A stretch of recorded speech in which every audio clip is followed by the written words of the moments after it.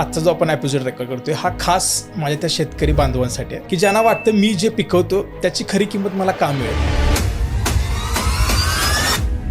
की what is import export आणि हा बिझनेस कोण करू शकतं. एक्सपोर्ट ॲज अ बिझनेस कोणीही करू शकतो. त्यासाठी फक्त स्वतःच महाराष्ट्रामधनं एक्सपोर्ट करणारे खूप कमी शेतकरी आहेत तसं बघितलं तर. सर्वात महत्त्वाचं बिझनेसमध्ये इनिशियली काम करताना तुम्हाला मे बी लॉसेस होतील, वाईट अनुभव येतील, पण त्यांनी खचून न जाता तुम्ही पॉझिटिव्हली त्याच्याकडे बघून कष्ट करायची तुमची तयारी पाहिजे. आणि तुम्ही महाराष्ट्रामध्ये नक्की काय काय इम्पोर्ट करता. 25 ते 30 व्हरायटी आपल्या रेग्युलर येतात. लोक कुठलाही आंबा, अगदी सुरकुतलेला आंबा किंवा कर्नाटकाचा आंबाला हापूस आंबा म्हणून विकायचे, म्हणजे काही किमतीला विकायचे. साधारण 300 डझन आम्ही पहिली शिपमेंट आम्ही आणली. तुम्ही सुरुवात कशी केला की बाबा एखाद्या इंडियाची एखादी एजन्सी आहे की आम्हाला हे करायचं आहे. एक शिपमेंटला आम्हाला इतका प्रॉब्लेम आला होता की जवळजवळ 40-50% माल जळाला होता. कुणालाही वाटतं की स्वतःच्या शेतातला माल चांगलाच असतो, कोण म्हणणार नाही की माझा माल खराब असतो. आज आपण एका अशा मराठी माणसाशी बोलणार आहे की जो स्वतः इंडियामधून माल घेऊन UK मध्ये विकतो. बरेच मुलं येतात आम्हाला की आम्हाला आंबा पाठवायचा आहे, आम्हाला फळभाज्या पाठवायचा, आम्हाला बिझनेस चालू करायचा.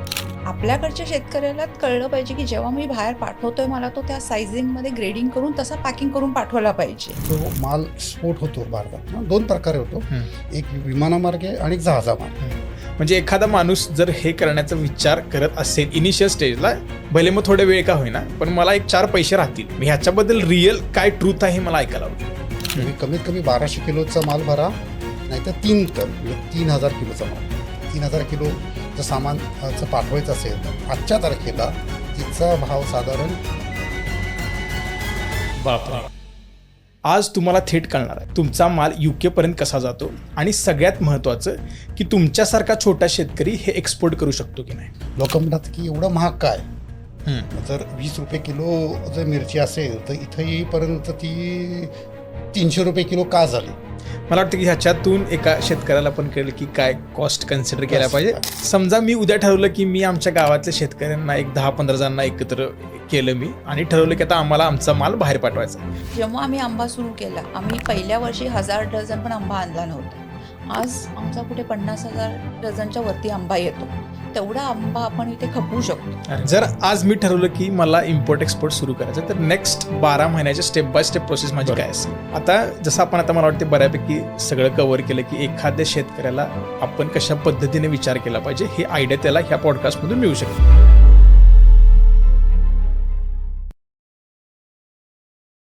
नमस्कार, थँक्यू सो मच. जसं आपण मगाशी इंट्रोडक्शन केलं, आज आपल्यासोबत आहेत सचिन कदम आणि अपर्णा कदम, एक मराठी सुपर कपल की ज्यांचं UK इम्पोर्ट एक्सपोर्ट या इंडस्ट्रीमध्ये खूप मोठं नाव आहे. तर आज आपण त्यांच्यासोबत चर्चा करू. कसे आहात आणि कसं वाटते दोघांना पण. नमस्कार. जय महाराष्ट्र. मी सचिन कदम, माझी मिसेस अपर्णा कदम. सर्वप्रथम शिवाजी महाराजांना मुजरा करून आई वडील आणि भाऊ बहीण जी वडीलधारी मंडळी आहेत, मित्र आहेत, त्या सगळ्यांच्या या बिझनेसमध्ये एफर्ट्स आहेत तर त्या सगळ्यांना नमस्कार करून आपण आजचा पॉडकास्ट सुरू करूया. अरे वा, खूपच छान. तर आपण स्टार्ट करूया आजच्या विषयाला की सगळ्यात एकदम बेसिक्सपासून स्टार्ट करू की व्हॉट इज इम्पोर्ट एक्सपोर्ट आणि हा बिझनेस कोण करू शकतं. आता समजा एखादा 18 वर्षाचा शेतकऱ्याचा तरुण हा जर बघतोय व्हिडिओ की ज्याचा जो आपला पोटेन्शियल किंवा पॉसिबल व्ह्यूवर आहे तर त्याला इम्पोर्ट एक्सपोर्ट हे ऐकून माहीत असावं, पण ॲक्च्युली कन्सेप्ट वाईज ह्याचा अर्थ काय आहे तो ते करू शकतो का. कारण की जर तुम्ही सर्वे बघितला तर 86% शेतकरी जे इंडियामधले आहेत हे छोटे आहेत, म्हणजे स्मॉल किंवा मार्जिनल आपण ज्याला म्हणतो, की ज्यांची 2-3 एकर शेती आहे. मग ह्यातून आपल्याला हे कळू दे की इम्पोर्ट एक्सपोर्ट म्हणजे काय आहे आणि हे कोण करू शकतं. बरं, सगळ्यात आधी आपण एक्सपोर्टच्या विषयाच्या संदर्भात बोलूया. एक्सपोर्ट हे ॲज अ बिझनेस कोणीही करू शकतो. जर तुमच्याकडे इच्छाशक्ती आहे आणि तुम्हाला काहीतरी करून दाखवायचं असेल तर कोणीही एक्सपोर्ट करू शकतो. त्यासाठी फक्त स्वतःच शेती असलीच पाहिजे असं नाही. तुमची स्वतःची शेती असेल आणि तुम्ही अजून काही शेतकऱ्यांना जवळ करून त्यांचा सगळ्यांचा एक असा ग्रुप करून सुद्धा तुम्ही एक्सपोर्ट करू शकता. तर हे एक्सपोर्टसाठी तुम्हाला काही असं थोडंसं क्वालिफिकेशन शिक्षण घ्यायचं असेल तर तुम्ही घेऊ शकता. बऱ्याच स्कीम्स आहेत, महाराष्ट्र शासनाच्या काही स्कीम्स आहेत, ऑनलाईन काही बरेचसेच व्हिडिओ आहेत, ते बघून सुद्धा तुम्ही शिकू शकता आणि एक्सपोर्ट करू शकता. आता जे इम्पोर्ट हा विषय झाला, म्हणजे जे आयात करायची आपण भारतामध्ये, तर त्यासाठी सुद्धा सध्या बऱ्याच गोष्टी ओपन झालेल्या आहेत. खूप चांगले चांगले वेगवेगळे प्रॉडक्ट्स येतात आपल्याकडे. शेतीमालापासून फळभाज्यापासून बऱ्याच काही गोष्टी आहेत त्या आपल्याकडे खूप मोठ्या प्रमाणावरती इम्पोर्ट होतात. त्यासुद्धा करू शकतात. त्यासाठी फक्त तुम्ही इम्पोर्ट करून आणि मग तुम्हाला पुढे ते विकायला लागणार. इम्पोर्ट आणि एक्सपोर्ट ह्या दोन गोष्टी आहेत ज्या तुम्ही एक्सपोर्ट करत असाल तर तुम्ही भारताबाहेर पाठवताय, इम्पोर्ट करत असाल तर तुम्ही भारतामध्ये आणताय आणि तुम्हाला त्या विकून आणून त्या व्यवस्थित त्याची काळजी घेऊन त्या पूर्ण त्याचं वितरण करावं लागणार आहे. म्हणजे एका ठिकाणी भाजी घेऊन एका ठिकाणी भाजी किंवा जे काय असेल ते तुमचं प्रोडक्ट विकणं, याला एक्सपोर्ट म्हणायचं, राईट? एक्सपोर्ट म्हणजे स्वतःच्या देशाच्या बाहेर पाठवणं आणि इम्पोर्ट म्हणजे स्वतःच्या देशात घेऊन येणं. अगदी बेसिक टर्ममध्ये एक्सपोर्ट करता म्हणजे काय करता, स्वतःच्या देशामधनं माल बाहेर पाठवतात, मग तो काही असो, त्याला एक्सपोर्ट म्हणतात, डिक्शनरी मिनिंग. आणि इम्पोर्ट म्हणजे बाहेरनं तुम्ही हा माल आपल्या देशात आणता. मग फक्त आता हा जसं सचिन म्हणाले की बिझनेस कोणी करू शकतं, हा फक्त काय की तुम्हाला जर करायचं असेल तर फक्त हा म्हणतो तो म्हणतो अशा ह्याच्यावरनं करून सुरू नाही करायचा. अरे ह्याच्यामध्ये 50 लाखाचा नफा आहे, हा बिझनेस आपण करूया, नाही. आता सगळीकडे तुम्हाला भरपूर इन्फॉर्मेशन आहे, ट्रेड फेअर्स असतात, एक्झिबिशन्स असतात, गव्हर्नमेंटच्या स्कीम्स असतात. काही करायचंय, व्यवस्थित माहिती काढा तुम्हाला काय करायचंय, त्याच्यातलं व्यवस्थित जाणून घ्या आणि मग करा. प्रत्येक करताना तुम्ही काही ना काही तुमच्या चुका होतील, शिकाल त्याच्यात, पण माहिती काढा व्यवस्थित आणि प्रॉपर सोर्सेसमधनं माहिती काढा. व्हॉट्सॲप आणि गुगलवरती अवलंबून राहू नका. फक्त प्रॅक्टिकल नॉलेज महत्वाचं. प्रॅक्टिकल नॉलेज आणि प्रॉपर रूल्स अँड रेग्युलेशन्स गव्हर्नमेंटचे काय आहेत, गव्हर्नमेंट बॉडीजना भेटा, ते इन्फॉर्मेशन त्यांच्या वेबसाईट्सवरनं काढा. वेगवेगळ्या एजन्सीज असतात, ट्रेड फेअर्स असतात, ते अटेंड करा की जेणेकरून तुम्हाला आयडिया येईल की एक्झॅक्टली आहे काय. बरोबर. आता आपण जर बघितलं की महाराष्ट्रामधनं एक्सपोर्ट करणारे खूप कमी शेतकरी आहेत तसं बघितलं तर, पण महाराष्ट्रात बसून जे अमराठी लोक आहेत, म्हणजे ते आपण त्यांचं स्वागतच करतोय, पण त्यांची संख्या जास्त आहे एक्सपोर्ट करण्यामध्ये. म्हणजे जे पिकवणारा आपला मराठी माणूस आहे तो बोजी आणून तिथे देणारा मराठी माणूस आहे, पण एक्सपोर्ट करणारा अमराठी माणूस आहे. तर हे थोडंसं बदललं पाहिजे. ह्याचं कारण काय वाटते तुम्हाला? याचं कारण म्हणजे थोडंसं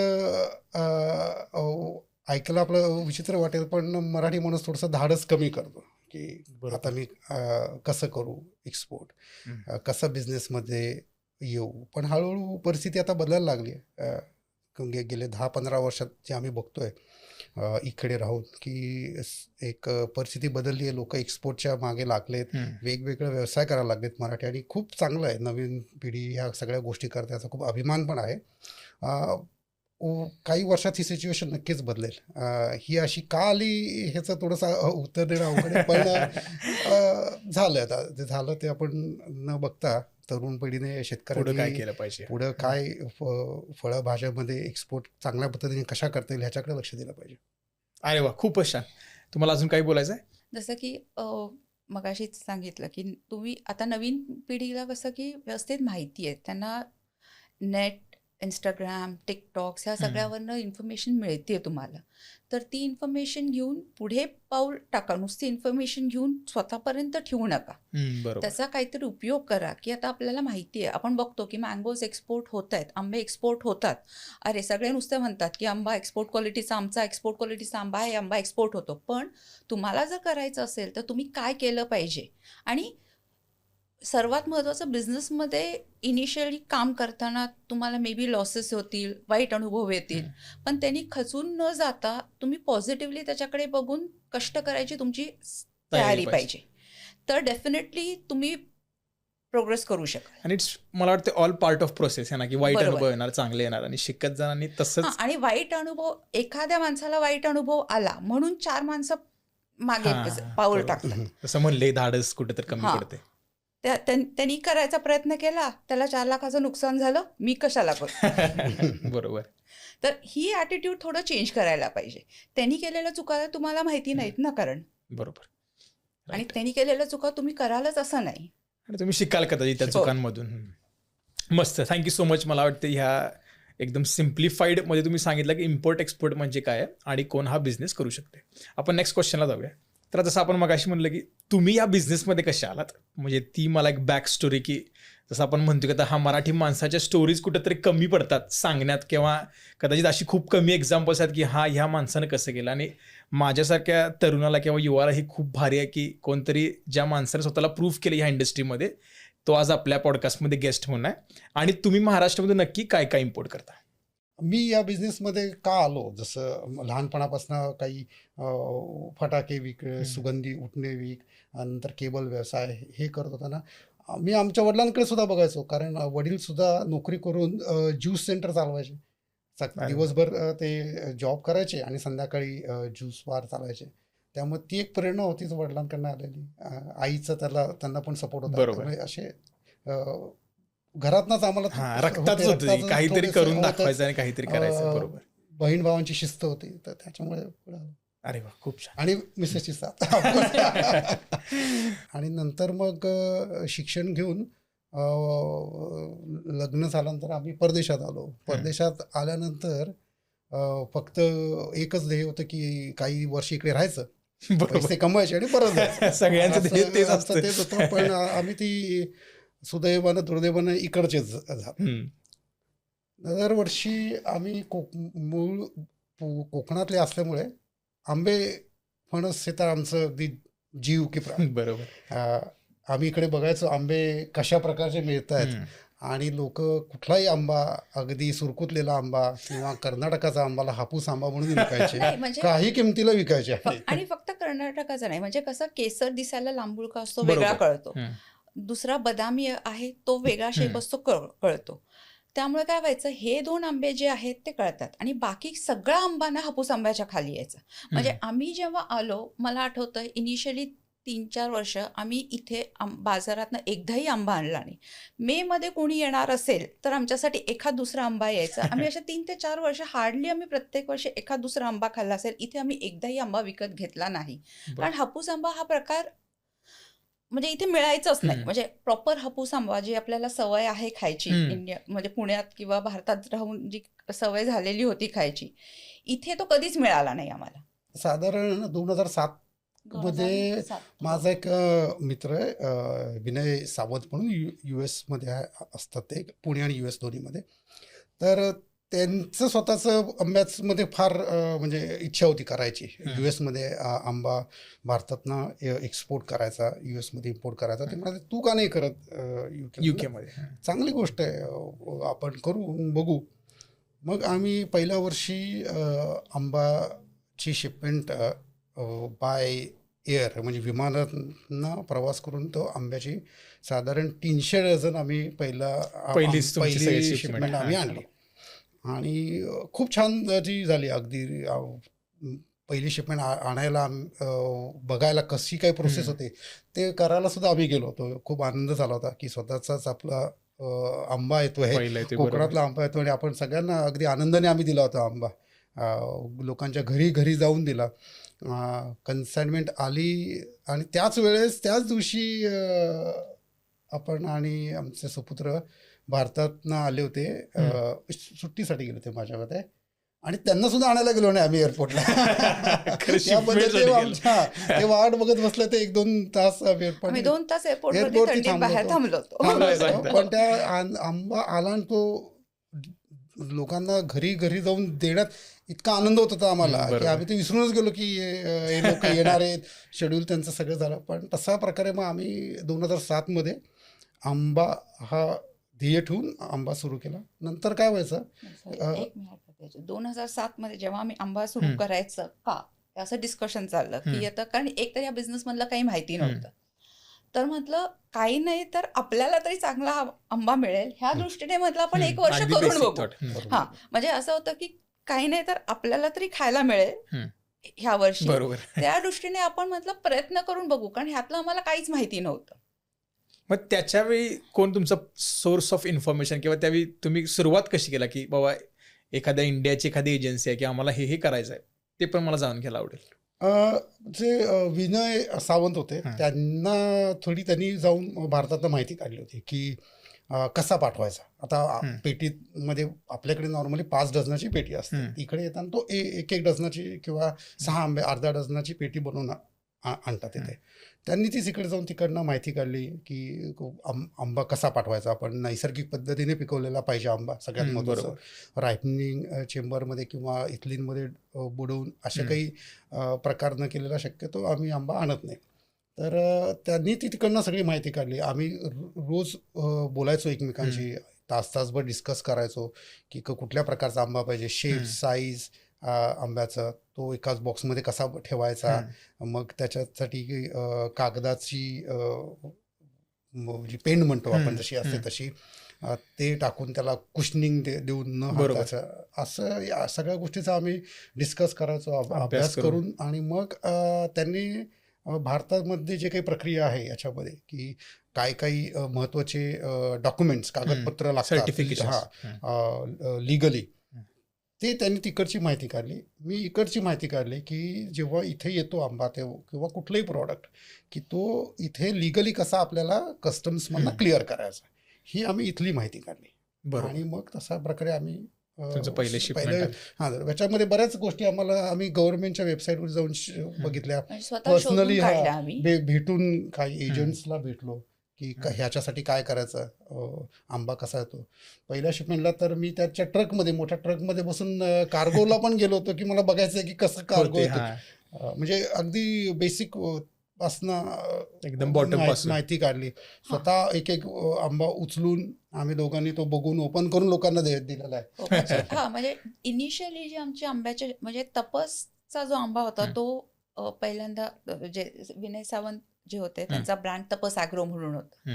तर तो जो पहिल्या वर्षीचा होता, म्हणजे जेव्हा आला आमचे 7-8 शिपमेंट झाले असतील, जास्त नाही झाल्या, पण जे काय असेल आलं की आम्हाला प्रत्येक बॉक्स उघडून बघायला लागायचा. इनिशियली ती जी कागदाची पेंट टाकायचो. आपल्याकडे कसं खराब होणे म्हणून भरपूर टाकतात, पण काय होतं आंबा उष्ण असतो, इथे येऊपर्यंत बऱ्याच वेळा ती जळायची. मग ते सांगायला लागायचं कमी करा. मग जळलेला इथे आलं की जळलेला वास यायचा, म्हणजे आंबा तापलेला असायचा. असे बॉक्सेस आम्ही स्वतः उचलून घरात आणायचो, कारण ती मार्केटमध्ये यायचे, तिथून अख्खे तसेच्या तसे घरात आणायचं. घरात आणलं की गाडीतनं स्वतः उचलून घरात आणायचे, प्रत्येक बॉक्स काढायचा, चेक करायचा. म्हणजे एकेकाळी एक शिपमेंटला आम्हाला तर इतका प्रॉब्लेम आला होता की मोर देन 40 म्हणजे जवळजवळ 40-50% माल जळाला होता. मग आम्ही हे सगळे अक्षरशः घरी आणल्यावरती कचऱ्याच्या पिशव्या वेगळ्या केल्या होत्या. सगळा आंबा आधी हॉलमध्ये एक काढला, जो चांगला होता त्याच्या वेगळ्या पेट्या बनवल्या. असे बरेच आम्हाला खटाटोप करावा लागला. 1-2-3 वर्षात ह्या गोष्टी जरा झाल्या सेटल. पण इनिशियली ह्या म्हणजे प्रत्येक आंब्याचा बॉक्स आम्ही उघडून दिलेला आहे पहिल्यांदा. आणि तेव्हा लोकांना असं कळायला लागलं, लोक घरी येऊन आंबा घ्यायला लागले. एकदा काय झालं, एक जण आले, ते म्हणाले की माझं नाव हे आहे, मी 6 डझन आंबा सांगितला, नाव लिहिलेलं होतं, दिलं. थोड्या वेळाने अजून एक जण आला, माझं नाव हे, मी 6 डझन सांगितलं होतं. मग तेव्हापासून ठरवलं की नाही, पुढच्या वेळापासून ऑर्डर घेताना नाव आणि आडनाव दोन्ही पाहिजे, तरच हे करणार, कारण एकाच नावाची बरीच लोक असतात. छान अनुभव मला वाटतं ह्या प्रोसेसमध्ये आले. मग तुम्ही महाराष्ट्रामधून आता सध्या कोणकोणते प्रोडक्ट्स तुम्ही सध्या घेताय? एक थोडं अजून सांगतो की आंबा आम्ही जेव्हा 2007 पासून सुरू केला, त्याच्यानंतर आम्ही 2 महिनेच करायचो, बाकी 10 महिने काहीच करायचो नाही आम्ही. मग काय पुढं काय, काहीतरी दुसरं एक प्रॉडक्ट आणूया असा आमचं विचार चालला होता. मग त्यासाठी सगळ्यात जवळचं म्हणजे आपलं महाराष्ट्रातनंच काहीतरी चांगलं काय आणता येईल, शेतीचा माल. मग इथे थोडीशी माहिती काढली की कुठला प्रॉडक्ट चांगला येतो इकडे, याची गरज काय इथे. तेव्हा भेंडी हा प्रकार आणि दुधी आणि मिरची ह्याला खूप अशी डिमांड होती त्यावेळेस. एक 2008 पासून 2015-16 ही कॉन्स्टंट भरपूर इम्पोर्ट व्हायचा महाराष्ट्रातनं हे 3 प्रॉडक्ट्स.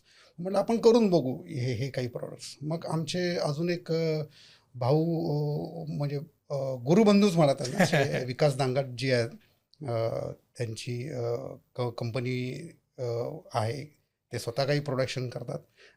त्यांनी आम्हाला खूप गायडन्स दिला, खूप मदत केली, सहकार्य पण खूप केलं. त्यांचे आमच्यावर खूप आशीर्वाद आहेत. त्यांच्याकडनं शिकून मग त्यांच्यावर आम्ही काम करून या आंब्याबरोबरच अजून काही प्रॉडक्ट्स आणायला सुरुवात केली. तर मग त्याच्यामध्ये भेंडी आली, दुधी, मिरची असे आम्ही प्रॉडक्ट चालू केले आणि मग आम्हाला कंटिन्युएशन आलं त्याच्यामध्ये.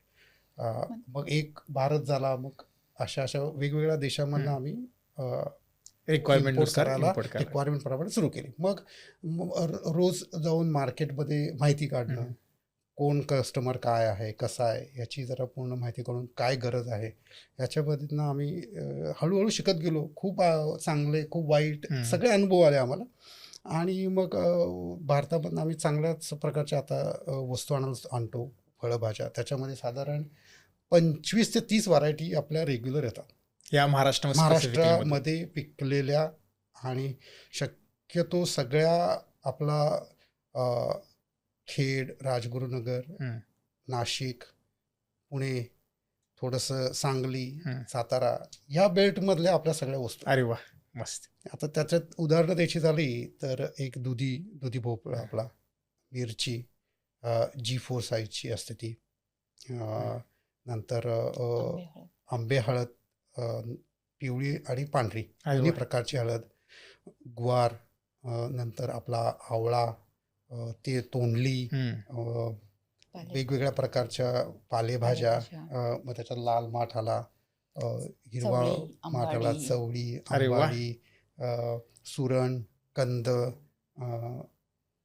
नंतर आपले भोपळा, पंपकिन, जो छोटा असतो रेड पंपकिन तो असतो. आपल्याकडे जे घोसाळं असतं ते सुद्धा घोसाळं. म्हणजे मला वाटतं ह्याच्यावरून साधारण आपल्या बघणाऱ्या लोकांना हे कळेल की मी पर्सनली मला माहिती होतं की दुधी पण हा आपण इंडियामधून किंवा महाराष्ट्रामधून घेतोय. कारण की कधी कधी मला वाटतं माहितीच नसते की ह्या खरोखर गोष्टी ह्याची बाहेर डिमांड आणि आपण ह्या पद्धतीने क्वालिटी वाईज विचार केला पाहिजे. खूपच छान, मस्त आन्सर होता. आपण नेक्स्ट क्वेश्चनकडे जाऊया.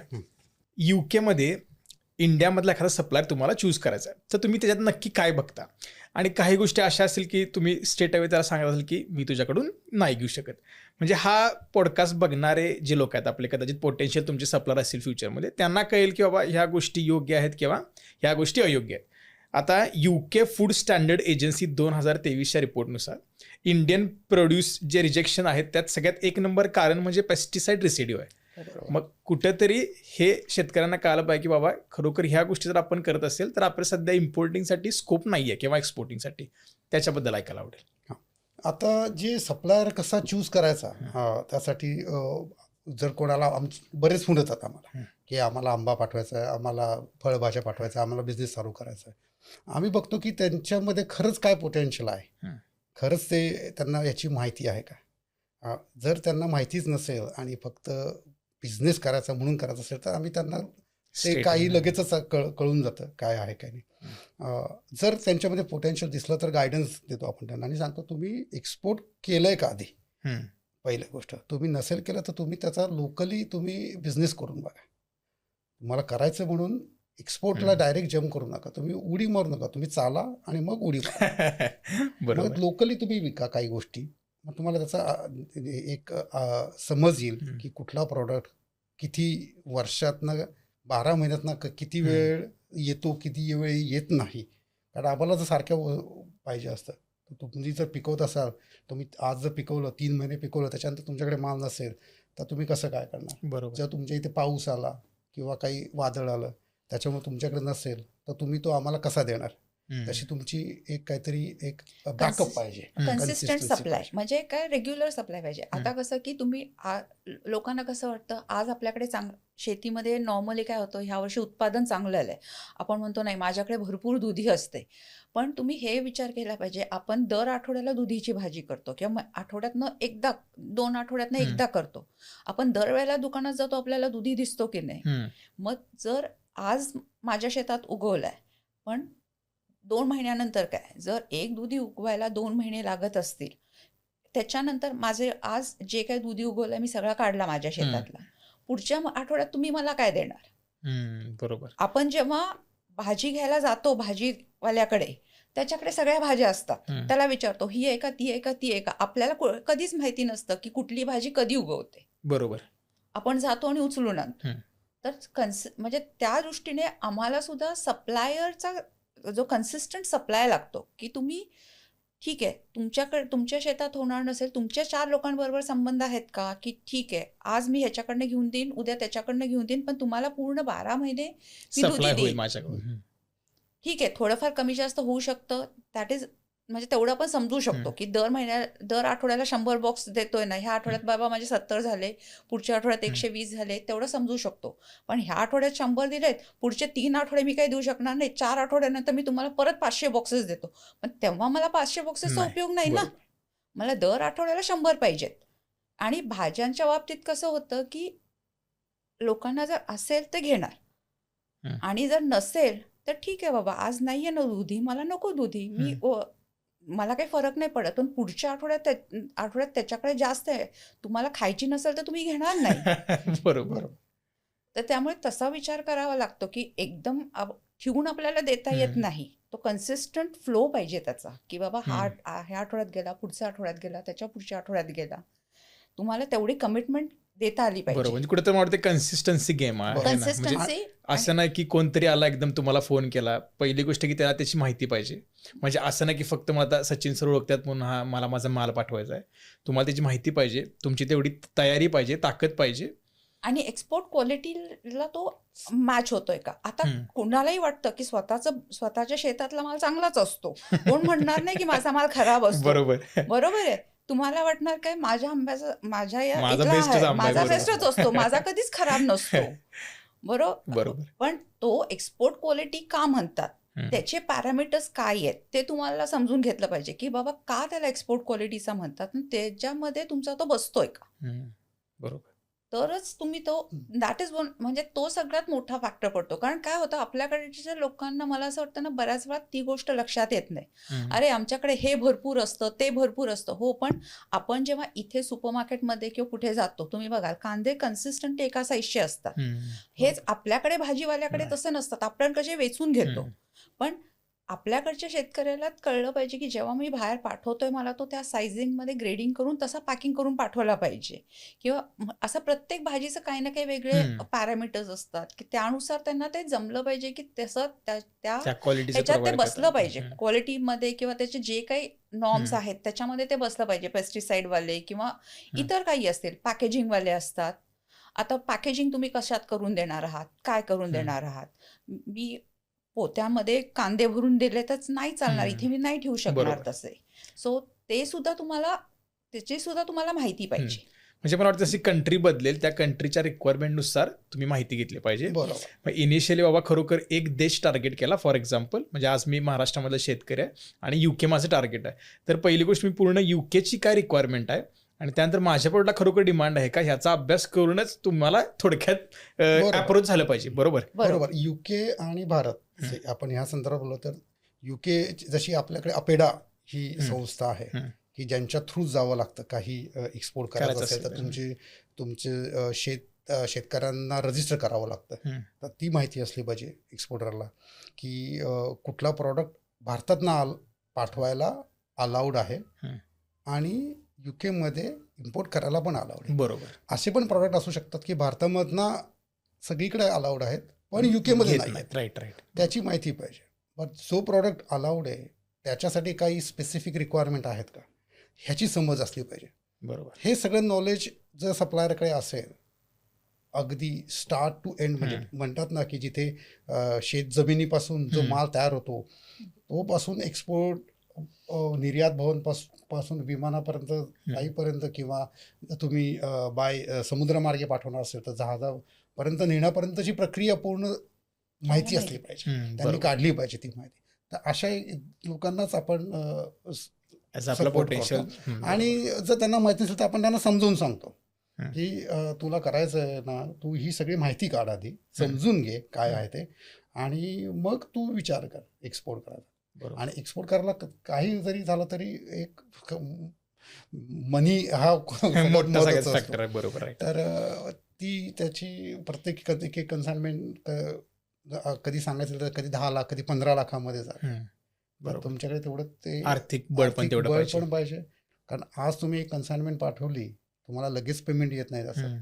त्याला बरोबर. वेळ लागतो. काही असेल त्याच्यावरती बँकिंगमध्ये ऑनलाईन ट्रान्सफर व्हायला वेळ लागेल. कोणी 50% ॲडव्हान्स देईल, कोणी ते ॲडव्हान्स देणार पण नाही. बरोबर. मग तुम्हाला ते पैसे परत आणून मग त्या पैशाचा वापर करून तुम्ही दुसऱ्यांदा एक्सपोर्ट करायला तर त्याला वेळ लागणार. बरोबर. राईट. इकडे रोजचा माल लागतो, त्यामुळे ते सर्कल आहे. हा. त्यासाठी मग तुम्हाला एक स्पेसिफिक तुमची कपॅसिटी पाहिजे, थोडी गुंतवणूक करायची गुंतवणूक तयारी पाहिजे, पाहिजे. तयारी पाहिजे, लॉस बरोबर. गेज सहन करायची पण तयारी पाहिजे.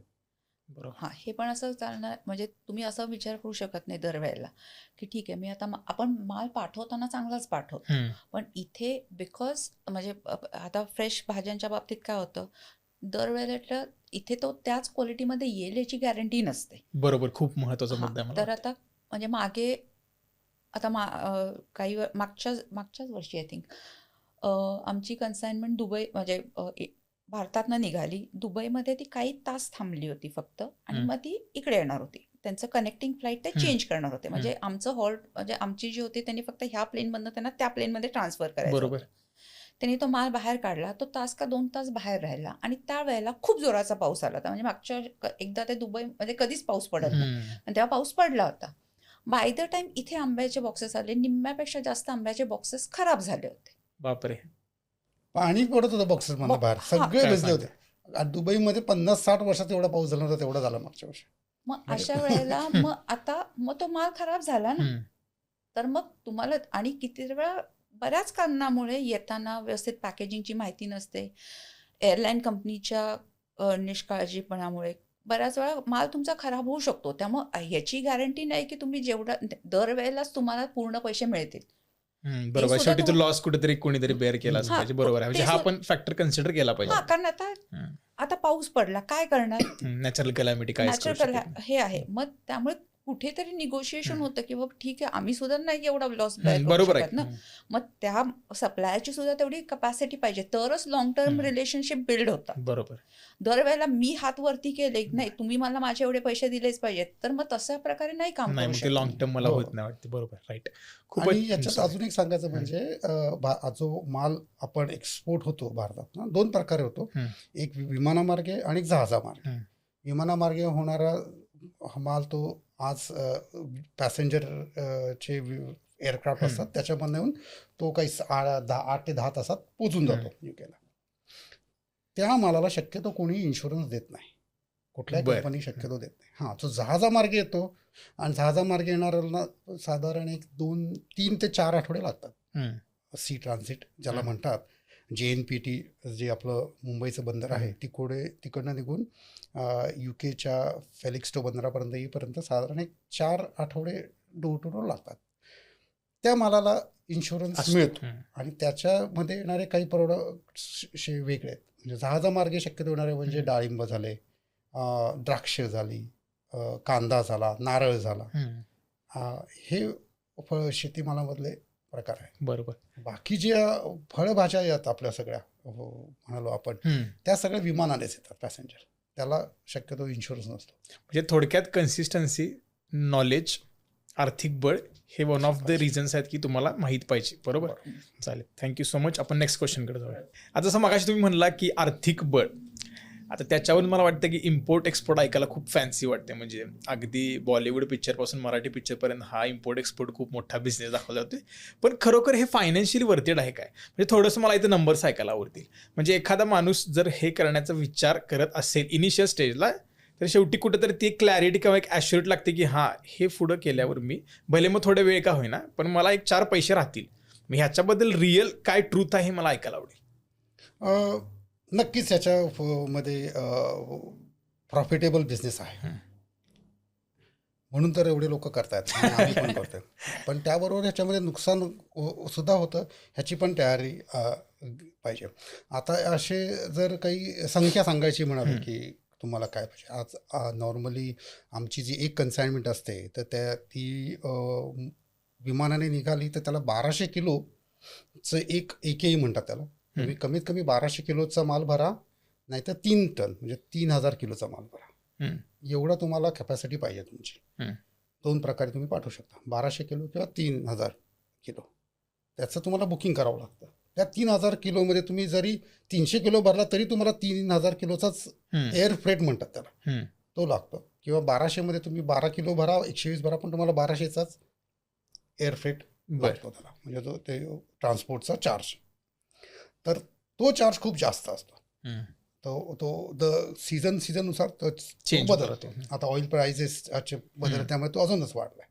पण एक अशी समजण्यासाठी की 3 टन म्हणजे 3000 किलो जर सामानचं पाठवायचं असेल तर आजच्या तारखेला तिचा भाव साधारण एक 15 लाख ते 18 लाख जातो. बापरे. एक हा. एका कन्साइनमेंटचा. आता त्याच्यात काय प्रॉडक्ट आहे, त्याची व्हॅल्यू काय, त्यानुसार तो फरक पडेल.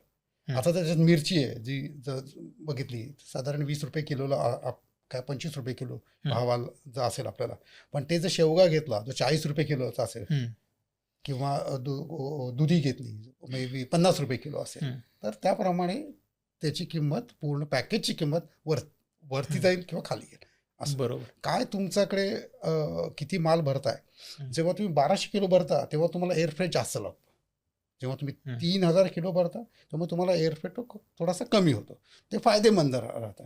म्हणजे जर कोणाला एक्सपोर्ट करायचं असेल फळभाजी आणि ती युकेला करायची असेल आणि आजच्या तारखेला जो ऑइलचा जे रेट दुर्दैवाने खूप वाढले, तर त्याचं गणित जर बघितलं तर ते साधारण 15 ते 18 लाखापर्यंत जातं.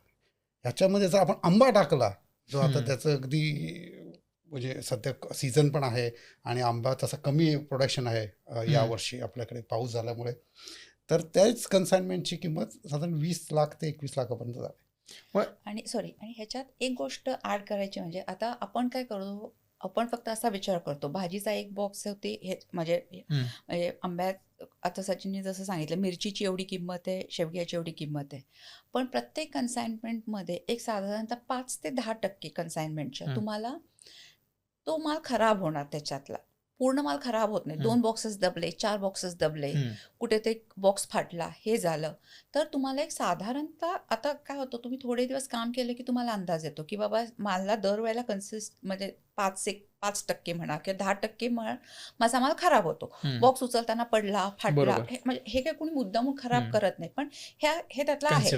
एखादा बॉक्स हरवला तर तुम्हाला ते पण कन्सिडर करावं लागतं की तिथे तुम्हाला थोडंसं एक 5 ते 10% तुम्हाला ती कन्साइनमेंट कॉस्ट वाढवायला लागेल, की जी काही तुमची ऍक्च्युअल मालाची किंमत असेल आणि वाहतुकीचा बाकीचा तुम्ही जो खर्च पकडून तुम्ही पकडला, तर ही एक किंमत त्याच्यात तुम्ही ऍड करायला विसरली नाही पाहिजे.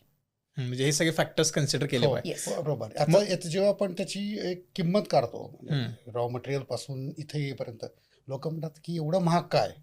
जर 20 रुपये किलो जर मिरची असेल तर इथं येईपर्यंत ती 300 रुपये किलो का झाली, तर याच्यात बरेचशाच गोष्टी आहेत. जेव्हा आपण शेतमाल हा समजा सांगली, सातारा ह्या जिल्ह्यामधनं जर आपण माल उचलतोय, तर तो तोडा केलेला माल तिथून तो उचलून आपल्याला पॅकेजिंग सेंटरमध्ये आणावं लागतं. मग आपल्याला ते ट्रान्सपोर्टेशनचा खर्च आहे. त्याच्यानंतर तो ग्रेडिंग, सॉर्टिंग करावं लागतं. मग त्याच्यानंतर तो बॉक्समध्ये जातो, ते मग त्याला कूल डाऊन करावं लागतं. मग कूल केल्यानंतर त्याचं इन्स्पेक्शन होतं, त्याला बॉक्सला स्ट्रॅप लावला जातो, स्टिकर्स लागले जातात, गव्हर्नमेंटचं एक सर्टिफिकेट मिळतं, त्याला फायटोसॅनिटरी सर्टिफिकेट म्हणतात. त्याच्यानंतर तो पॅक हाऊस वाचून नंतर तो मुंबई एअरपोर्टपर्यंत जातो. तर ह्या सगळ्या ह्याच्यामध्ये खर्च तुमचे वाढत जातात. त्याच्यानंतर तुमचा माल विमान येतो, तो एअर फ्रेट असतो, त्याचे चार्जेस असतात. त्याच्यानंतर जेव्हा तो लंडनच्या तिथे ते होतो, लँड होतो, तो तिथनं उचलून आणावं लागतं. त्यासाठी तुम्हाला एजंटला सगळे डॉक्युमेंट सबमिट करावं लागतात. इथे पण इन्स्पेक्शन होतं, त्याची पण कॉस्ट येते. मग तो आपल्याकडे वेअरहाऊसला येतो, त्याचं सेपरेशन होतं, त्याचं क्वालिटी चेक होतं, त्याची पण आपल्याकडे एक कॉस्ट आहे. आणि मग तो कस्टमरला डिलिव्हरी करतो किंवा कस्टमर आपल्याकडे घेऊन जातो, तर त्याप्रमाणे तशी ती कॉस्ट वाढत जाते. तर ह्या सगळ्या प्रत्येक ह्याच्यात काही कॉस्ट इन्व्हॉल्व आहे. त्याचा बारीक अभ्यास झाल्यामुळे करावा आणि मगच तिची आपण व्हॅल्यू काढू शकतो. आणि कस्टम्स पण पकडायला लागेल. कस्टम्स ड्युटी असेल त्या प्रोडक्टला अप्लाय ऍप्लिकेबल आहे की नाहीये हे सुद्धा माहिती काढणं किती टक्के आहे, कारण शेवटी ती त्या किमतीत ऍड होते. आणि लोकांना कसं वाटतं की इथे का एवढा महाग आहे, पण तुम्ही हे विचार करत नाही क्लिअरिंग म्हणजे आता आपण विमानापर्यंतचा भारतातल्या रुपयांमध्ये पकडला, पण बरोबर. इथे एकदा तो लँड झाला, इथे उतरल्यानंतर इथे क्लिअरिंग एजंटला मी रुपयात पैसे देत नाही, मला इथल्या जे काही कॉस्ट Currency आहे आहे त्याच्यात द्यावं लागतं. इथल्या करन्सीमध्ये, पण फक्त करन्सीचा प्रश्न नाही. कसं असतं की इथले जे टोटल आता जसं मिनिमम वेज म्हणतो, म्हणजे आपल्याकडे इथे मिनिमम एका तासाला आपल्याला ॲज पर UK लॉ तुम्हाला 15 पाऊंड्स ऑन अन ॲव्हरेज 15 पाऊंडच्या रेंजमध्ये तुम्हाला द्यावे लागतात. 15 पाऊंडच्या रेंजमध्ये म्हणजे साधारणतः 1,500 ते 2,000 रुपये एका तासाला. आपण इंडियात माणसाला 2,000 रुपये देत नाही, राईट. पण इथे तुम्ही असं नाही म्हणू शकत मी तुम्हाला तासाचे 200 किंवा 500 रुपये देते. पण बरोबर. इथे जो ड्रायव्हर आणायला जातो, जर त्याला तिथे 4 तास थांबायला लागलं व्हॉट एव्हर म्हणजे ज्या काही कारणामुळे, तर ती Cost कॉस्ट involved. पाऊंड्समध्ये कन्वर्ट होते. त्याच्यामुळे ती कुठेतरी ती पुढे इकडे टाकावी लागते. बरोबर. ऍक्च्युली माझा नेक्स्ट क्वेश्चन तुझा पण तुम्ही मला वाटतं ह्यात आन्सर केला, की लोकांना वाटताना असं वाटतं की आता इथे तर 400 रुपये जाते, तुम्ही 4,000ला विकताय, मग हा मधला फरक कुठला, किंवा मग तुम्ही मला का कमी देताय, अशा बऱ्याच गोष्टी. मला वाटते की ज्यावेळी एखादा शेतकरी ह्या गोष्टींचा विचार करतोय, तर त्यानं असा विचार न करता की आता 400 ते 4,000ला जाणार तर मी खूप चांगले पैसे कमवणार, असं नसून ह्या सगळ्या कॉस्ट त्यानं कन्सिडर केल्या पाहिजेत. बरोबर. आणि इथे जसं म्हटलं, आता इथे आपण ट्रान्सपोर्टेशनचं कॉस्ट, आता इथले डिझेलची किंमत आज काय आहे, इथे ड्रायव्हरचा माझा खर्च काय आहे, आणि शेवटी काय होतं, आपण जातो तो दुकानदाराला देतो, त्या दुकानदाराला पण स्वतःचं तो दुकान चालवतो, त्याला पण त्याचं कुठेतरी profit. त्याचं प्रॉफिट, त्याला पण खर्च काढायचे त्याचे, तेव्हा कारण त्याला पण मग ते कुठे तर त्याचं पण मार्जिन असतं. त्यामुळे जे मध्ये मध्ये प्रत्येक वेगवेगळ्या एजन्सीज इन्व्हॉल्ड असतात. क्लिअरिंग एजंट झालं, एअर फ्रेटवाले झाले, इंडियामधले पॅकेजिंग झाले, इथले उतरवणारे झाले, इथले कस्टम्सचं झालं, इथले काही चार्जेस झाले. प्रत्येकाचं आपापलं नाही म्हटलं तर थोडंसं प्रत्येक माणूस त्याच्यात ऍड करत जातो, पण कोणी फुकट काम करू शकत नाहीच की. बरोबर. मग त्याच्यामुळे ती कॉस्ट वाढते आणि त्याची विजिबिलिटी येत नाही पटकन. बरोबर. राईट. आता तो दरवेळेला काय होतं, मी जर माल तिकडून एअरपोर्टवरनं आणणार आहे, दरवेळेला समजा जर मला 200 पाऊंड लागत असतील तिथले, आज तो ड्रायव्हर तिथे त्याला एक्स्ट्रा तास थांबायला लागलं, जे काय आलं त्यांनी एक्स्ट्रा चेकिंगसाठी घेतलं, त्याचे काय एक्स्ट्रा किंमत लागली, ती किंमत वाढते. आणि आपण असं नाही करू शकत ना की ह्या कन्साइनमेंटमध्ये तिकडे मला जास्त वेळ थांबायला लागलं म्हणून मी ह्या कन्साइनमेंटमध्ये जास्त विकतो, पुढच्या वेळेला कमी करतो. तुम्हाला एक कन्सिस्टन्सी मेंटेन करायला लागते. मग कुठेतरी हे सगळे खर्च सुद्धा तुम्हाला बॅलन्स आउट करायला लागतात. त्यानुसार मग तुम्ही मला काय पे कराल, जर मी शेतकरी असेल ही कॉस्ट ठरणार. एक छोटं उदाहरण सांगा. समजा 10 रुपयाची एक वस्तू आहे किंवा इथं ती 10 रुपयाला विकतोय, त्यातलं मला तुम्ही बाबा 1 रुपये समजा इम्पोर्टरला जातोय, 1 रुपये एक्सपोर्टरला, 1 रुपये कस्टमरला, अशामध्ये जर तुम्ही त्याचं बायफर्गेशन केलं किंवा एक रोड मॅप सांगितला तर थोडं क्लिअर होईल. सांगू शकतो ना याच्यात एक किंवा तुम्ही फॉर एक्झाम्पल 100 रुपये जरा, इफ दॅट इज इझी. याचं पूर्ण समजवण्याच्या आधी एक सांगतो. 2 प्रकारे एक्सपोर्ट करतात. एक असं FOB म्हणजे त्याच्यामध्ये तुम्ही फक्त मुंबईच्या सी किंवा एअरपोर्टपर्यंत माल द्यायचा, आणि जो इम्पोर्टर असेल त्या कंट्रीचा, त्याने तो सगळा खर्च एअर फ्रेटचा आणि लंडनचा पर्यंतचा खर्च त्याने बघायचा. तर आपली मुंबईपर्यंतची कॉस्ट आहे त्याला FOB म्हणतात, किंवा लंडनपर्यंतची कॉस्ट असते त्याला C&F म्हणतात. बरं. मग त्याच्यामध्ये तुमचा एअर फ्रेट, सी फ्रेट सगळं इन्व्हॉल्व झालं, आणि तुम्ही लंडनपर्यंतची कॉस्ट पकडायची.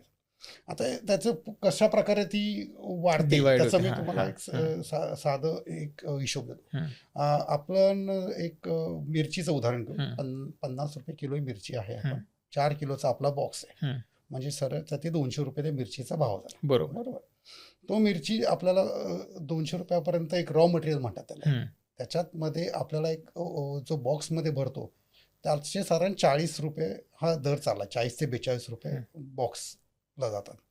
त्याच्यामध्ये 5 रुपये हा एक पेपर आणि स्ट्रॅपिंग ह्याचे जातात. साधारण 10 रुपये तुमचे कूलिंग आणि आत गव्हर्नमेंटच्या पॅक हाऊसचा जो चार्ज आहे 8 ते 10 रुपये पर किलो असा त्यांचा तो चार्ज असतो.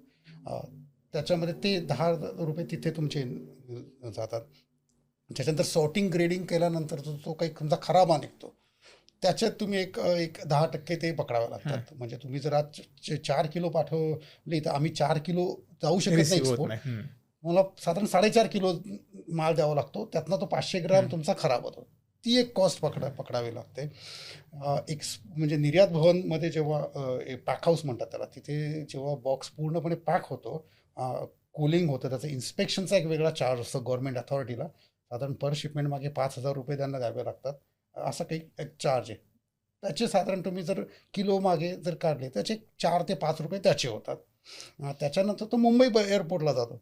मुंबई एअरपोर्टला गाडी पाठवायची म्हणजे तर साधारण 5 ते 5,500 रुपये त्याचं भाडं आहे. त्याचे तुम्ही पर किलो मागे किंवा बॉक्स मागे जर काढले तर त्याचे तुमचे 5-1 हजार रुपये तसे 5-1 रुपये त्याचे जातात.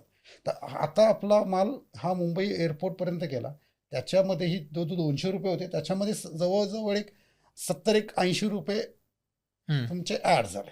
बरोबर. म्हणजे हा तो 280 रुपयेपर्यंत साधारण एक त्याचा आतापर्यंत कॉस्ट आली. त्यात तो आता एअरपोर्टला गेल्यानंतर त्याची एक वेगळी क्लिअरन्स असतो. जे मुंबईच्या एअरपोर्टच्या तिथे क्लिअरन्स असतो, तो एजंट थ्रू जातो. तो एजंट त्यांचे जे ऑफिशियल चार्जेस आहेत ते आहेत, आणि मग एअर फ्रेट येतो. तो एअरफ्रेट पर किलो असतो. तर त्या किलोच्या नुसार साधारण एक सध्या चालला आहे रेट 300 रुपये रेट चालला असं पकडतो.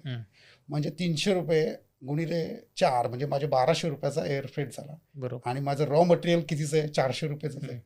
आणि तुम्ही 1200 मध्ये तुम्ही रॉ मटेरियल 200 रुपये, तर तुम्ही आता हे तुमचे एअर फ्रेट 1200 रुपये झाला, 200 रुपये तुमचे रॉ मटेरियल झाले, आणि वरती झालेले एक साधारण 100 रुपये. म्हणजे 1200 अधिक 200 आणि 100 1500 रुपये तुमचं होतं. हे आता मुंबई लंडनपर्यंत आला माल आपला. इथं तो इथला कस्टम्सने क्लिअर करायचा आणि तो इकडनं घेऊन यायचा.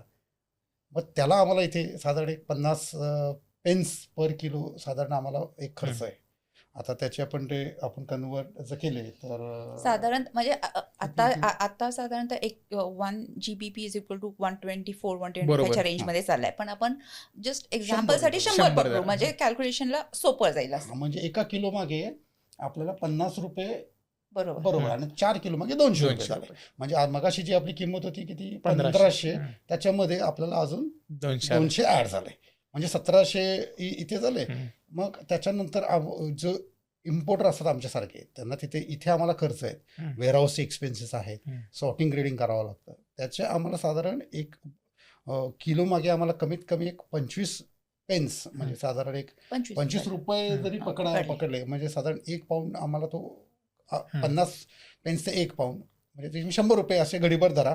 त्याच्यामध्ये डॅमेजेस पण आले, सगळे क्लिनिंग झाले, सॉर्टिंग आले, ग्रेडिंग झालं इथलं ह्या साईडचं, ते पकडा तुम्ही. म्हणजे ते आपले 1700-1800 जे काही होते त्याच्यामध्ये अजून एक वाढले. मग इथला आमचा जो काही प्रॉफिट असेल तो ॲव्हरेज आम्हाला 5% ते 60% असं प्रॉफिटचा आम्ही प्रयत्न करतो त्याचा.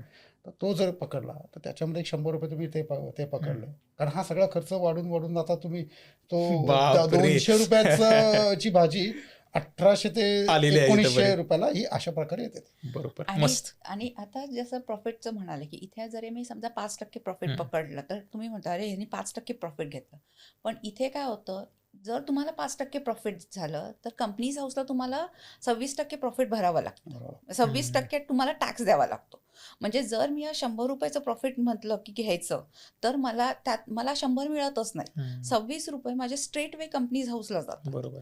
त्यामुळे मला जेव्हा माझे खर्च काढताना मला विचार करावा लागतो की जे काही करणार त्याच्यातलं 26% जो मी प्रॉफिट पकडते त्याच्यात 26% माझा ऑलरेडी टॅक्समध्ये जाणार आहे. ही गोष्ट पण लक्षात येत नाही.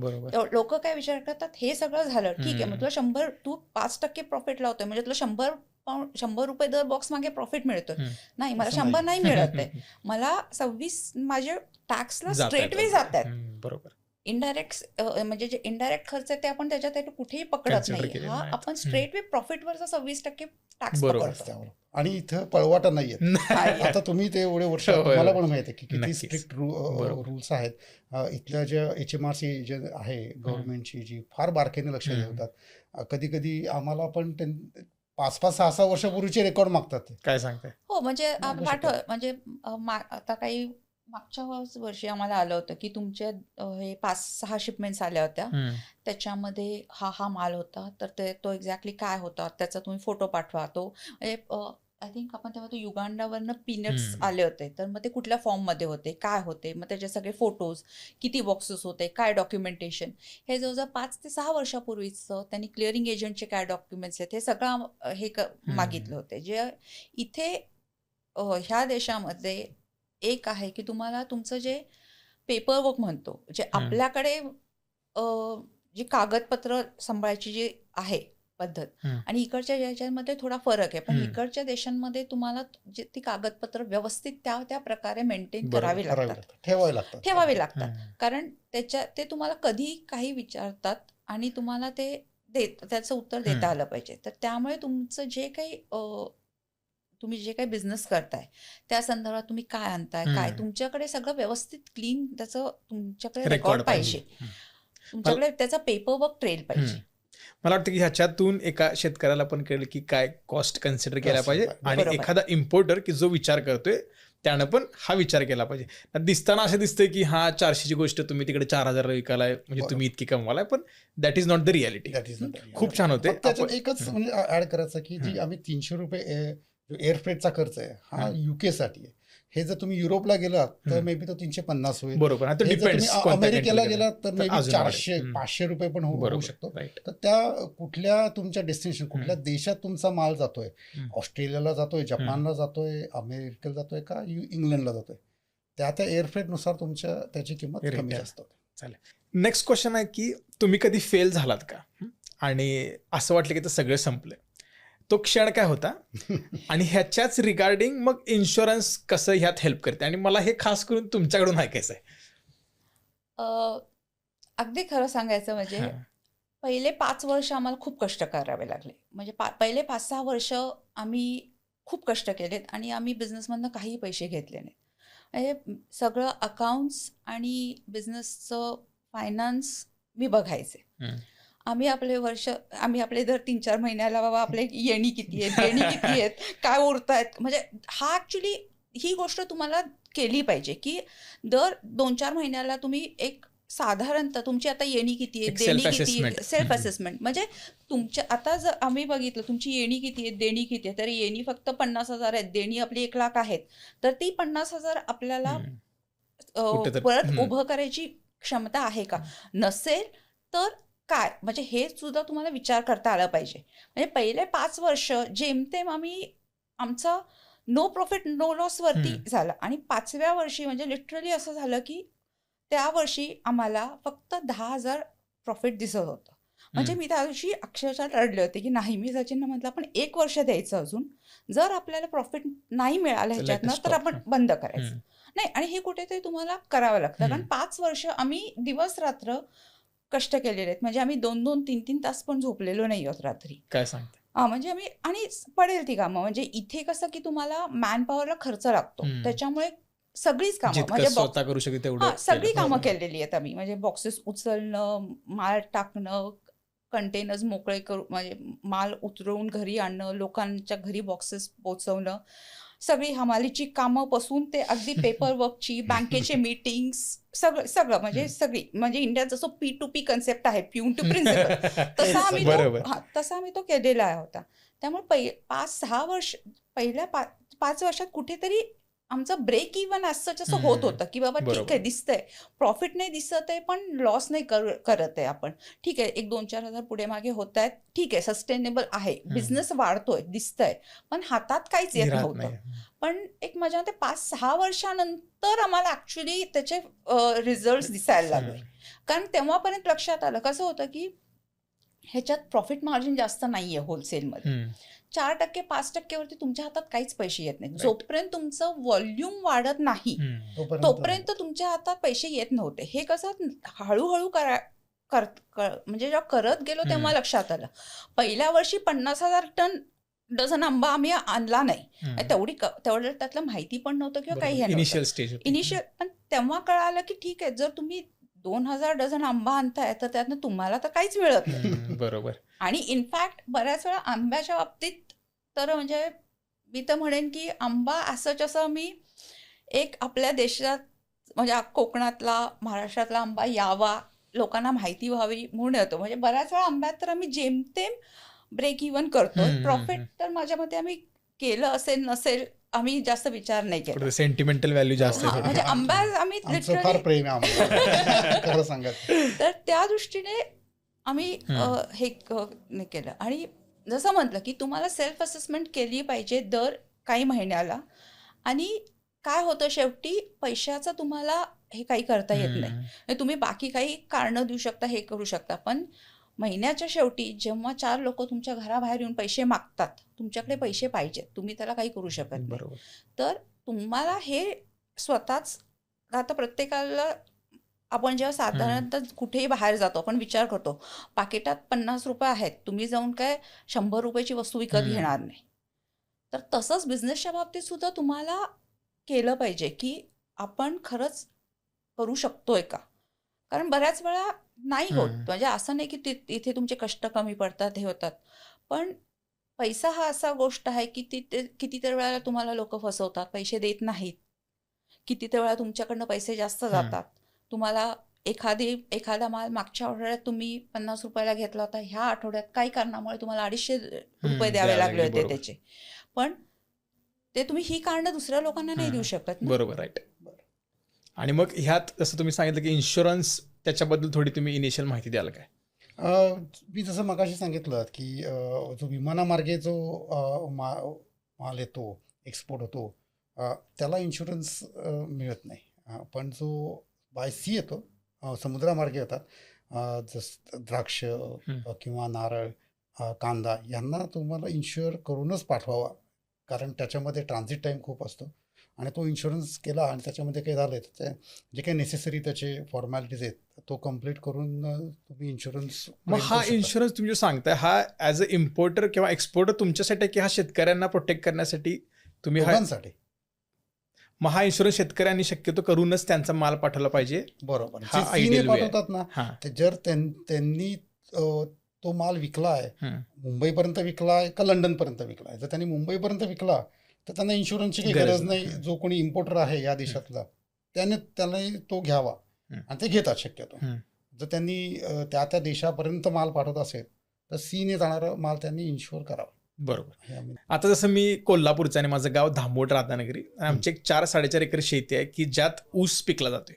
समजा मी उद्या ठरवलं की मी आमच्या गावातल्या शेतकऱ्यांना एक 10-15 जणांना एकत्र केलं मी आणि ठरवलं की आता आम्हाला आमचा माल बाहेर पाठवायचा आहे. जसं की प्रोडक्ट्स सारे जॅगरी पावडर किंवा शुगर केन प्रोडक्ट्स, आणि हे जर मला एक्सपोर्ट करायचे असतील तर हे खरंच किती प्रॅक्टिकल आणि हे होऊ शकतं का, पहिली गोष्ट. कारण की आता इंडिया जवळपास 5 lakh metric ton jaggery export करते वर्ल्ड वाईड, की ज्याची व्हॅल्यू साधारण 3,500 करोड रुपयाची आहे. मग त्याबद्दल तुम्ही मला ऑनेस्ट रिअल काय सजेशन द्याल? आता जॅगरी हा प्रॉडक्ट खरंच एक तुम्ही ज्या फिगर्स सांगितल्यात त्या आहेत, रिअलिस्टिक आहेत, त्याला डिमांड पण भरपूर आहे. पण त्याच्यामध्ये आम्ही असं जॅगरीमध्ये काम केलं नाही. मी आता ऊसाबद्दल तुम्हाला त्याचं उदाहरण देऊ शकतो. ऊस हा भारतामधनं एक फ्रेश ऊसाची शुगर केन म्हणून ऊसाची मुळी तशी एक्सपोर्ट होते.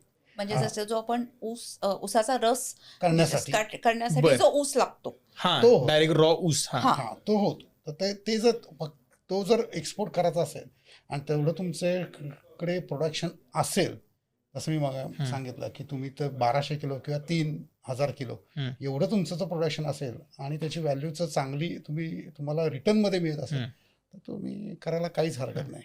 आता तुमची स्वतःची शेती आहे, तुमच्याबरोबर एक 5 जणांचा ग्रुप झाला, प्रत्येकाची काय त्या हिस्सानुसार, कोणाची 5 एकर कोणाची 10 एकर, त्या सगळ्यांचं तुम्ही जर गणित केलं आणि तुमचा 3 टनाचा माल तुमचा तयार होतोय का, त्याच्यामध्ये तुमचे डॅमेजेस पकडून सगळं जर होत असेल तर तुम्ही नक्कीच त्या क्वालिटीचा आहे का, कुठल्या देशात करायचा आहे. आणि तो जे इथून अपेडा एजन्सीने त्याला परमिशन, त्याला परवानगी दिली आहे एक्सपोर्ट करायला, UK मध्ये तो इम्पोर्ट करायला आहे का, तसं म्हणजे या दोन्ही आहेत. ऊसाला परमिशन आहे, डिमांड पण आहे आणि तो येतो सुद्धा. आपण युगांडामधून आपण ऊस सध्या घेतोय सध्या, कारण आपला पण ऊस चांगला आहे, त्यांचा पण ऊस चांगला आहे, पण तिथनं आपला जो एअर फ्रेट आहे तो स्वस्त आहे.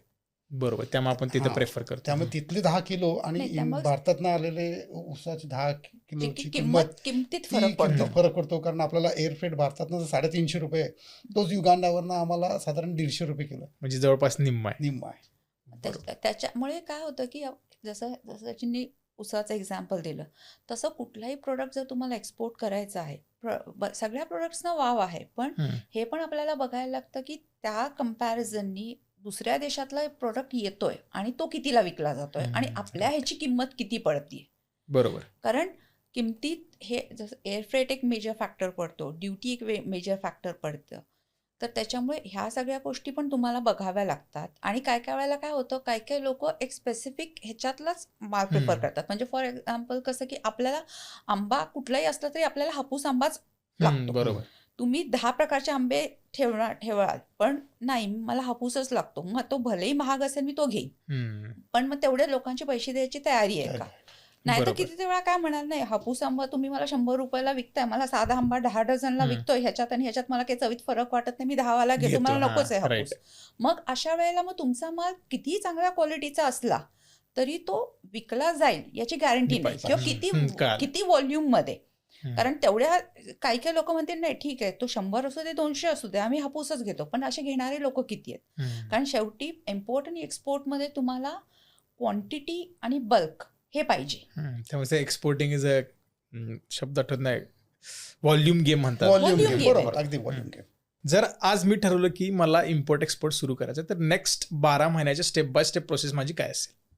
पुढच्या 12 महिन्याची स्टेप्स, जर तुम्हाला एक्सपोर्ट करायचं असेल, साधारण आता हा एप्रिल महिना आहे, तर 12 महिने तर मी तर म्हणे तुम्ही अभ्यास करा पूर्ण आणि टार्गेट ठेवा तुमचं साधारण पुढच्या 12 महिन्यानंतर, म्हणजे एप्रिल 2027ला तुम्ही एक्सपोर्ट कराल अशी तयारी ठेवा तुमची.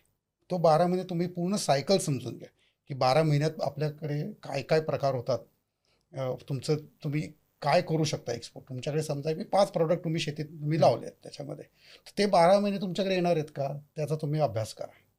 त्यानंतर तो माल तुम्ही जर पिकवला तर तो उरलेला माल तुम्ही विकू शकता का स्वतः. आज तुम्ही साधारण त्याचं प्रोडक्शन केलं 4 टन, आम्हाला पाहिजे 3 टन, तर 3 टनामध्ये तो 1 टन उरलेला आहे, तो तुम्ही विकू शकता का? तुम्हाला कन्सिस्टंटली तो माल 3 टन हा विकू शकता का रेग्युलर ऑन द बेसिस. परत दर आठवड्याला समजा 3 टन आपल्याला माल पाहिजे तुमच्याकडे, तुमच्या ग्रुपमधनं पाहिजे, तर तो 3 टन तुमच्याकडे 4 टन आला तर तुमचा हा अभ्यास पाहिजे. बरोबर. मग ह्या 12 महिन्यात आपल्याकडे वेगवेगळे ऋतू आहेत, त्यानुसार पाऊस, थंडी ह्याचा त्याच्यावरती काय इम्पॅक्ट होतो ह्याचा अभ्यास करा. त्याचबरोबर जे UK तुम्ही करत असाल तो सगळा माल जो येतो UK हेच आपलेच प्रॉडक्ट काही दुसऱ्या देशांमधनं सुद्धा येतात. मग कधी कधी जर दुसऱ्या देशातनं आले आणि आपली किंमत कमी झाली तर काय हे सुद्धा तुम्हाला कळतं त्याच्यामध्ये. बरोबर. भेंडीचं मी मगाशी उदाहरण दिलं, भेंडी भारतातनं खूप मोठ्या प्रमाणावरती निर्यात होते. त्याच प्रकारे होंडुरस, नंतर जॉर्डन, घाना इकडनं सुद्धा भेंडी येते. मिरची ह्या देशांमधनं सुद्धा येते. मग जेव्हा त्या देशामध्ये सीझन चालू होतो तेव्हा आपल्यावरती काय परिणाम होतो, कारण आपल्याकडे प्रोडक्शन आलेलं आहे, आपण टाकू शकत नाही. मग तुम्हाला दुसरा ग्राहक हा शोधावा लागतो त्यासाठी. तर हा तुम्हाला एक माहिती पाहिजे की 12 महिने तुम्ही जर हे कंटिन्युअस प्रोडक्शन करून लोकली विकलं तर तुम्हाला माहिती आहे की मी 12 महिने करू शकतो, मी 3ही ऋतू सगळ्यात ते पिकवलेलं आहे, काय जर कमी पडलं तर मी देऊ शकतो, कुठलाही आणून बॉक्सेस काय जे सगळे आता मगाशी सांगितलं ते सगळे प्रोसेस फॉलो, आणि मग तुम्ही त्याच्यात तयार. म्हणजे कन्क्लुझिव्हली एखादा देश ठरवून तुम्हाला कोणता प्रोडक्ट बाहेर पाठवायचा आहे त्याच्यानुसार मग तुम्ही माहिती घ्यायला माहिती करा, एक्झिबिशन्स अटेंड करा आणि माहिती काढल्याशिवाय काही सुरू करू नका. म्हणून तो 1 वर्ष तुम्ही अभ्यासासाठी घ्या. अभ्यास भले 1 वर्ष लागू दे, 2-1.5 वर्ष पूर्ण अभ्यास करा, माहिती काढा आणि मगच करा. आणि एखाद्या माणसाच्या ह्याच्यावरती अवलंबून राहू नका. 4 लोकांकडून तीच इन्फॉर्मेशन घ्या. कारण प्रत्येकाचा अनुभव वेगळा असतो, प्रत्येकाचा पर्स्पेक्टिव्ह वेगळा असतो, प्रत्येकाची विचार करायची पद्धत वेगळी असते. पण ऍक्च्युअल मार्केटमध्ये काय होतंय हे पण वेगळं असतं, ते समजून घ्या. बरोबर. खूप छान. नेक्स्ट क्वेश्चनला जाऊ आपण. महाराष्ट्रामधल्या शेतकऱ्यांना तुम्हाला समजा 3 सजेशन द्यायचे असतील की तुम्ही ह्या गोष्टीकडे लक्ष केंद्रित करा किंवा ह्या गोष्टीच्या चुकीमुळे कदाचित आपला माल इथंपर्यंत पोहोचत नसेल किंवा त्या क्वालिटीचा होत नसेल, तर ते 3 सजेशन काय असतील? कारण की इंडियाचा UK ॲग्रिकल्चरमध्ये शेअर फक्त 2.16% आहे. हा मला वाटतं खूप कमी आहे. आणि आता जे इंडिया UK ट्रेड डील जे झालं त्याच्यामुळे तो 50% वाढण्याचं एस्टिमेशन केलेलं आहे. मग ते 3 तुम्ही रिअल ऑनेस्ट काय सजेशन द्याल? पहिलं म्हणजे पेस्टिसाइड कंट्रोल सगळ्यात महत्त्वाचं. त्याच्याबद्दल पूर्ण माहिती घ्या की कसं रेसिड्यू फ्री प्रॉडक्ट तुम्हाला पिकवता येईल. बरोबर. आणि त्याचा सखोल अभ्यास करा. तुमचे जे काही ॲग्रोनॉमिस्ट असतील, त्यातले तज्ज्ञ लोक, त्यांचा सल्ला घ्या. जी लॅब टेस्टिंग होते त्या लॅब टेस्टिंगमधनं जे काही रिझल्ट येतात त्याचा अभ्यास करा आणि ती समजून घ्या. हे सगळ्यात महत्त्वाचं आहे. सॉरी, आणि पेस्टिसाइड्सच्या बाबतीत आपण काय विचार करतो, पेस्टिसाइड्स म्हणजे फक्त फवारलेले पेस्टिसाइड्स. तर तसं नसतं. बऱ्याच वेळा काय होतं, तुमच्या जमिनीत ते मुरलेले असतात. इतके वर्ष इतके वर्ष वापरल्यामुळे. वापरल्यामुळे त्यामुळे काय होतं, तुमचं जे पीक येतं त्याच्यात ठीक आहे तुम्ही वर्ण फवारत नाही, पण तुमच्या पिकात ते इंटरनली आलेले असतात. बरोबर. तर ही गोष्ट सुद्धा तुम्ही तिथल्या तज्ज्ञांकडून समजून घ्या. तर पेस्टिसाइड हा एक झाला. बरोबर. दुसरा तुम्ही पूर्ण 12 महिन्याचा अनुभव घ्या की प्रॉडक्ट तयार करून तिथं लोकली विका आणि पूर्ण माहिती घ्या. वेगवेगळे एक्झिबिशन्स अटेंड करा. जे आपल्या म्हणजे दिल्लीला एक्झिबिशन होतं, बारामतीला एक्झिबिशन, पुणे, मुंबई, जिथे जिथे तुम्हाला एक्झिबिशन अटेंड करता येईल तिथे जाऊन सखोल अभ्यास करा की कुठलं प्रॉडक्ट आहे आणि हे प्रॉडक्ट कुठं कुठं अजून पिकतं. जेव्हा हळद पिकते आपली महाराष्ट्रात, ती जर तुमच्याकडे नसेल तर ती मध्य प्रदेशमध्ये सुद्धा पिकते. तिथनं तुम्हाला तिथे त्याची एक माहिती घ्या. आणि तिसरं एक तुमचं गणित करा पूर्ण तयार, फायनान्शियल जी एंड टू एंड, त्याचा व्यवस्थित अभ्यास करा की तुमच्याकडे किती फंड्स आहेत, ते कसे वापरायचे, कुठे कुठे कसे वाचवता येईल. त्याचं अशा 3 गोष्टी तुम्ही अगदी महत्त्वाच्या आहेत. खूपच छान. सॉरी, आणि ट्रेड फेअर्सला तुम्ही जेव्हा जाल, तुम्ही फक्त स्वतःच्या उत्पादनाच्या बाबतीत विचार करू नका. तुम्ही हे पण बघा की ते पाठवायचे आहेत ना मला, मग मला एजंट लागतो. त्या 10-15 एजंट असतात, मग ते त्यांचे वेगवेगळे रेट्स असतात, ते तुम्ही समजून घ्या. फ्रेट कंपनीज असतात, लॉजिस्टिक्स असतं, बॉक्स तुम्हाला कुठल्या क्वालिटीचा किती किमतीला मिळतो. तर जे प्रोडक्शन म्हणजे तुमच्या ज्या रॉ मटेरियल आहे त्याच्याबरोबर जे तुम्हाला बाकीचं लागणार आहे ती सुद्धा प्रोसेस समजून घेऊन त्याच्यामध्ये तुम्हाला कुठे पैसे वाचवता येतात का, तिथे तुमचे कुठे काय काय कसे खर्च होत आहेत ते सुद्धा समजून घ्या. म्हणजे फक्त जायचं म्हणजे फक्त मी शेतकी ह्याला जातो जिथे उत्पादन होत आहे ते घेणारा विकणारा मिळतो त्या फक्त एक्झिबिशन्सला जाऊ नका. हे सगळे सुद्धा तुम्हाला करणं गरजेचं आहे. बरोबर. आता जसं आपण आता मला वाटतं बऱ्यापैकी सगळं कव्हर केलं की एखाद्या शेतकऱ्याला आपण कशा पद्धतीने विचार केला पाहिजे हे आयडिया त्याला ह्या पॉडकास्टमधून मिळू शकते. पण कुठंतरी ह्या प्रोसेसमध्ये की आपला जो भाग आहे महाराष्ट्राचा किंवा आपला जो कॉन्ट्रीब्युशन आहे हे वाढलं पाहिजे. याच्यासाठी तुम्ही महाराष्ट्र गव्हर्नमेंटला काय सजेशन द्याल? कारण की तुम्ही स्वतः एक बायर आहे की तुम्ही ॲक्च्युली माल घेताय, त्यामुळे तुमच्याकडून जे येईल मला वाटतं ते एकदम प्रॅक्टिकल आणि विचार करण्यासारखं असेल. महाराष्ट्र गव्हर्नमेंटच्या बऱ्याच स्कीम्स आहेत चांगल्या चांगल्या, त्या शेतकऱ्यापर्यंत पोहोचू द्या. फक्त फायनान्शियल अशा स्कीम नाही म्हणत आहे मी, जी एक महत्त्वाची माहिती पाहिजे त्यांना की दुधीचं प्रोडक्शन कुठल्या कंट्रीमधनं होतं आहे, भारतातनं ती दुधी कशी आली पाहिजे, ह्याच्यावरती तुम्ही म्हणजे प्रॉडक्ट टू प्रॉडक्ट शेतकऱ्यापर्यंत माहिती पोहोचवा. अरे वा. त्या कशा पोचवायच्या ते म्हणजे सरकारलाच माहिती आहे त्या. बरोबर. त्यामुळे जी परदेशात ज्या गोष्टी चालतात त्याचं त्यांना ज्ञान द्या, त्यांना पोचवा ते कसे करून. कुठल्याही परिस्थितीत त्यांचे सेशन्स घ्या, सभा घ्या किंवा ऑनलाईन माहिती द्या, तसे एक द्या. दुसरी गोष्ट मी आवर्जून सांगेन की केनिया, युगांडासारख्या ठिकाणी एक्सपोर्टसाठी फ्रेटर्स आहेत, म्हणजे मोठी विमानं आहेत त्या गव्हर्नमेंटच्या एअरलाईनची, म्हणजे टर्किश एअरलाईनची आहे, याची एमिरेट्सची आहे, कतार आहे, ते फ्रेटरने माल उचलतात.